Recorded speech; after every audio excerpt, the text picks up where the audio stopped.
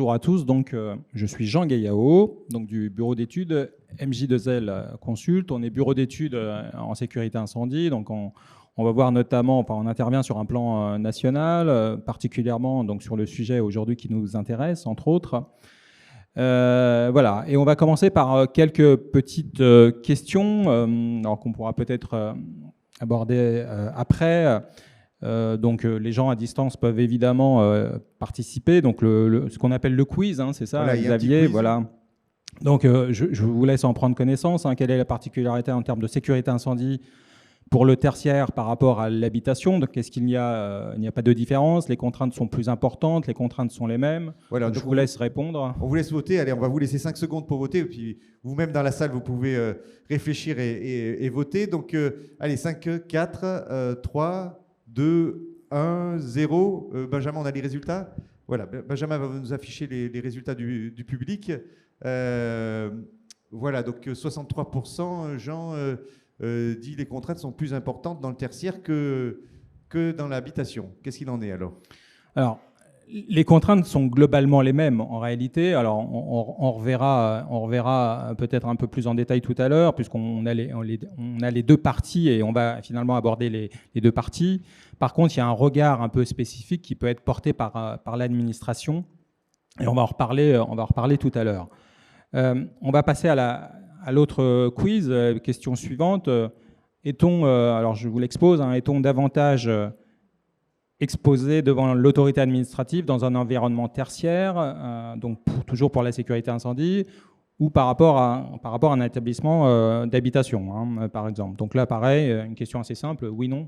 2 réponses possibles. Allez, on vous laisse voter. 5 secondes. 4, 3, 2, 1, 0. Voilà, allez, les résultats, Benjamin. Oui, pardon, j'ai passé, voilà. Voilà, mais on a les réponses du public et la bonne réponse en même temps. Jean, oui, alors. Effectivement, c'est ça. Hein. Oui, d'une certaine manière, car les instances administratives sont plus restrictives. Et c'est vrai qu'on va avoir un levier qui va être beaucoup plus important sur du tertiaire que sur de l'habitation. Mais on va reparler de tout ça tout à l'heure, et notamment avec certains intervenants. Alors, un petit rappel quand même puisque c'est le sujet, sur la sécurité incendie, notamment sur les sinistres. Vous avez en France à peu près toutes les 2 minutes un incendie, souvent d'origine évidemment électrique, mais pas uniquement, hein, évidemment. Ça peut être aussi le quotidien, hein, la gestion quotidienne, jeter des mégots par exemple là où il ne faut pas, etc. Mais c'est vrai que bien souvent, c'est une source, enfin l'origine est électrique. Donc pour ça, vous avez certaines contraintes, et donc il y a un regard qui est porté en particulier par l'administration, hein, sur ce sujet-là, notamment. Et de là a découlé un certain nombre de réglementations.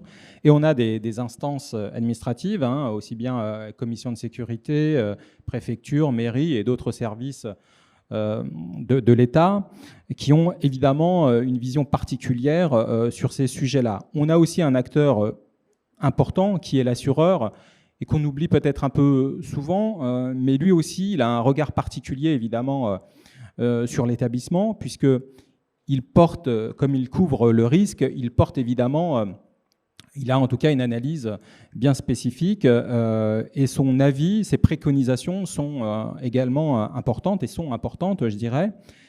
Et pas uniquement, évidemment, lorsqu'on a un sinistre, mais au fil du temps, son avis, ses préconisations sont importantes.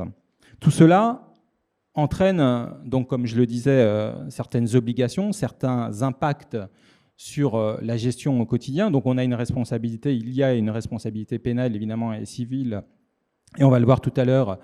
Isabelle Nicolaï va nous faire un petit exposé sur ce sujet. Puis ensuite, on a une gestion, je dirais, du quotidien, hein, sur la nécessité de maintenir certaines installations, sur la nécessité de faire en sorte que les exigences soient respectées. Et on constate, nous, souvent dans nos missions, dans nos investigations, on constate souvent que la gestion du quotidien, elle n'est pas forcément faite, ou en tout cas faite au fil de l'eau. Et il peut évidemment y avoir de réels impacts dans certains cas et dans certaines situations. Alors je mets un peu à part certains établissements, notamment comme les immeubles de grande hauteur qui sont particulièrement surveillés, où il y a particulièrement des suivis sur ces établissements-là. Mais c'est vrai que bien souvent, dans des boutiques, dans des établissements plus traditionnels, on a cette gestion qui est un peu mise de côté. Et si on veut faire passer un message, c'est qu'il faut vraiment consacrer du temps à gérer la sécurité incendie, les obligations, les entretiens, et on va y revenir tout à l'heure. Donc, vous avez des installations techniques. On ne va pas les reprendre puisqu'on le verra un peu en deuxième partie sur certains sujets. Donc, ça va de la détection incendie au bloc secours, à du sprinkler. Et en fonction de votre référentiel, hein, du règlement qu'on applique à votre établissement, il y a certaines exigences. Les gestionnaires ont dû, dans le passé, gérer un certain nombre de sujets, c'est-à-dire les ascenseurs, par exemple, l'accessibilité, avec les agendas d'accessibilité, hein, ce qu'on appelle les ADAP, voilà, donc il y a un certain nombre de contraintes. Vous avez dû aussi gérer, par exemple, le remplacement des systèmes de sécurité incendie, lorsque ces systèmes devenaient obsolètes. Et aujourd'hui, ce qui se profile, alors vraiment sur la partie sécurité incendie, Andra tout à l'heure va nous parler un peu d'autres sujets, mais vraiment sur la partie sécurité incendie, ce qui se profile, c'est évidemment d'autres points à traiter. Alors, je prends quelques exemples et je vais citer plutôt les principaux, c'est-à-dire toujours le système de sécurité incendie, puisqu'il y a un bon nombre d'installations qui ont été traitées il y a une vingtaine d'années, 15 à 20 ans. On sait que les installations, les fabricants ne fabriquent plus à un moment, et donc il y a des coûts réels pour modifier ces installations-là. Alors sans forcément parler de conformité, on parle plutôt de migration, par exemple. Donc c'est vraiment sur ces prochaines années des enjeux sur ces sujets-là.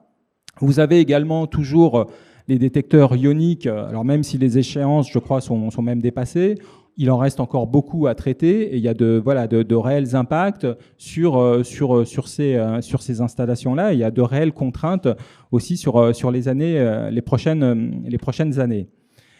Vous avez d'autres sujets qu'on met un peu de côté, souvent, alors par exemple les installations sprinkler, dans lesquelles on n'a pas forcément effectué la révision trentenaire, puisque ce sont des engagements financiers qui sont importants.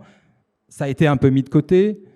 Souvent, on peut avoir une certaine pression, donc je vous parlais de l'assureur tout à l'heure, on peut avoir une certaine pression de l'assureur, donc ce qui est plutôt bien. Et donc c'est pareil, c'est un sujet qui se profile également ces prochaines années. Et dans le même registre, je dirais, vous avez les colonnes humides. Donc ce sont des installations un peu spécifiques qu'on rencontre notamment dans des immeubles de grande hauteur, mais pas uniquement, hein, dans d'autres établissements. Et c'est un peu la même chose, c'est que généralement ce sont des coûts qui sont importants à engager. On va en reparler un peu tout à l'heure dans la deuxième partie. Et ces installations étaient un peu mises de côté. Vous avez... alors, on va faire un petit point, on va parler quelques minutes d'une démarche qui a été aujourd'hui lancée, ce qu'on appelle l'approche performantielle. C'est-à-dire que, comme vous le savez, et comme je l'ai dit tout à l'heure, vous avez une réglementation incendie en France, vous avez des contraintes qui sont importantes, vous avez, en fonction de votre établissement, des règles à respecter, des normes à respecter, et cette réglementation, elle s'appuie sur des concepts qui sont aujourd'hui définis, hein, qu'on connaît bien, aussi bien les dispositions constructives en fonction évidemment du produit qu'on applique. Donc vous avez de la réaction au feu, des degrés coup-feu à respecter, vous avez la détection incendie également, on en a parlé, qui est en place, des systèmes d'extinction, la surveillance. Bon, tout ça, ces concepts-là, ils sont parfaitement définis dans la réglementation. Et cette réglementation-là, elle est très prescriptrice parce qu'on a un cadre très précis et donc des règles à respecter. Donc jusque-là, voilà, on connaît ces règles, on connaît les contraintes. Dans le cadre de dossiers d'aménagement ou de travaux importants, on les respecte. Mais on n'est pas toujours en mesure de le faire. C'est-à-dire que dans certains cas, on doit solliciter des dérogations. en proposant des mesures compensatoires. Et ces dérogations, eh bien, elles sont un peu subjectives puisque généralement ce sont les services techniques et notamment les préventionnistes, les pompiers, qui vont en fonction du sujet faire un certain nombre de préconisations et imposer certaines choses. Donc aujourd'hui, on a ce qu'on appelle l'approche performantielle. Donc il y a une nouvelle démarche qui a été introduite notamment par la loi ESSOC et où une notion, alors les architectes connaissent bien, où il y a une notion de permis d'expérimenter et qui permet de faire une certaine innovation. Alors évidemment, ce sont souvent pour les nouvelles constructions, mais également lors de rénovations importantes, et c'était un petit peu ça le sujet, lors de rénovations importantes, de transformations importantes, on peut utiliser cette approche performantielle. C'est-à-dire que l'obligation de moyens se transforme en obligation de résultat qu'on va définir, qu'on va exprimer en termes de performance. Donc pour que ce soit un peu plus concret, c'est un peu abstrait là, mais pour que ce soit concret, c'est-à-dire que les dérogations qui étaient instruites par les services techniques, par les pompiers, ou ça pouvait être, comme je l'ai dit, un peu subjectif, se transforment sur des éléments beaucoup plus techniques. C'est-à-dire qu'on va définir dans le projet à la base des solutions, on n'appelle plus dérogation, mais des solutions d'équivalence, d'effet équivalence, qui vont définir un résultat à atteindre. Et ce résultat, il va être un peu plus technique, c'est-à-dire qu'on va estimer, donc après il y a des intervenants qui font ce genre d'analyse, on va estimer les valeurs, des valeurs précises. On va estimer, donc notamment avec ce qu'on appelle l'ISI, l'ingénierie sécurité incendie, on va estimer des résultats à atteindre. Et là, on rentre dans un cadre un peu plus technique, j'allais presque dire scientifique, c'est-à-dire qu'on a des valeurs concrètes et l'analyse qui est faite par les services instructeurs, par l'administration, elle n'est plus vraiment subjective, mais elle se base sur pas des obligations, mais en tout cas des résultats à atteindre. Et c'est vrai que c'est quelque chose qui évolue, qui est nouveau, qui commence à être introduit, donc, comme je le disais, par la loi ESSOC, qui va encore évidemment évoluer, mais qui est intéressant dans cette démarche-là. Alors, ce n'est pas forcément toujours bien perçu par les services techniques, mais en tout cas, il faut savoir que c'est une approche qui est aujourd'hui, qui commence à arriver, qui est évidemment plus adaptée sur des établissements un peu sensibles, je dirais, des musées par exemple, ou alors sur des sujets très, très techniques. Je pense notamment au désenfumage, où on a du mal des fois à exprimer les résultats qu'on souhaite atteindre. Donc ce sont vraiment une nouvelle approche qui est intéressante et qu'il faut vraiment, même en tant que maître d'ouvrage, exploitant ou autre, commencer à prendre en considération. Les architectes commencent également à avoir cette approche-là, donc ce qui est plutôt pas mal là. Voilà, écoute, je te laisse reprendre la main. Voilà, on peut applaudir Jean Gaillaud. Merci Jean pour cette présentation. On va tout de suite enchaîner. Et puis après, on aura la table ronde, on va en discuter. J'imagine que vous avez des questions à poser.